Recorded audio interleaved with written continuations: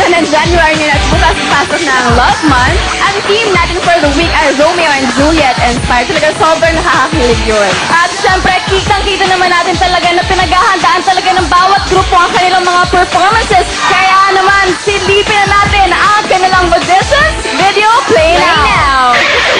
Ang Team Kulelats. Kulang naman sa members. Nung pagdating ko dito, nagulat din ako kasi 6 lang kami. Sana next time, sana kompleto kami kasi nakakakaba din pagkakaunti lang kami and malungkot.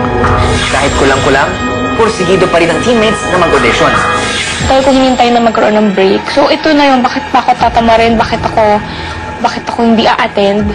We have a new acting coach. Hi, good morning. Good morning. I'm Miss Edna. Ilan sila dapat? 14. 14. So, matira matibay dito sa group. Oo. Who wants to go first? Mukhang ready na si Jacko na noong nakso kaya sina Romeo at Juliet, sina Ino at Oriet sa kanilang acting. Padre, paano mo nagawang sabihin sa akin yan? Masagta ng piano. Ikaw na aking kaibigan. Ikaw na aking profesor. Ikaw na tagapagpatawad na ako. Ibig ako sa isang tao. Nauna. At huli ko ako. Hindi ko makakaya mawala tayo. Based doon sa pinakita nila, doon sa monologue, merong dalawang nag-stand out.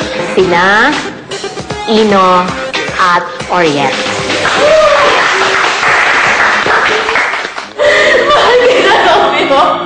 Hindi ko magawa ang gagawin ng lalaw.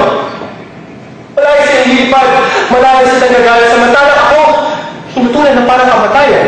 Nagbuka yung pag-memorize kagabi, tsaka yung pag-aaral ng lines. Sobrang saya din, katulad niya. Kasi talagang pinagandaan ko, talagang bumili nga ako ng DVD para makapanood. Sa pagsisimula ng rehearsals ng Team Kulelats, binigyan sila ng isang mini acting workshop ni Coach Edna. Alalahanin yung moment na nagbigay sa'yo ng iniisip mong matinding lungkot sa'yo. You have to relive the moment.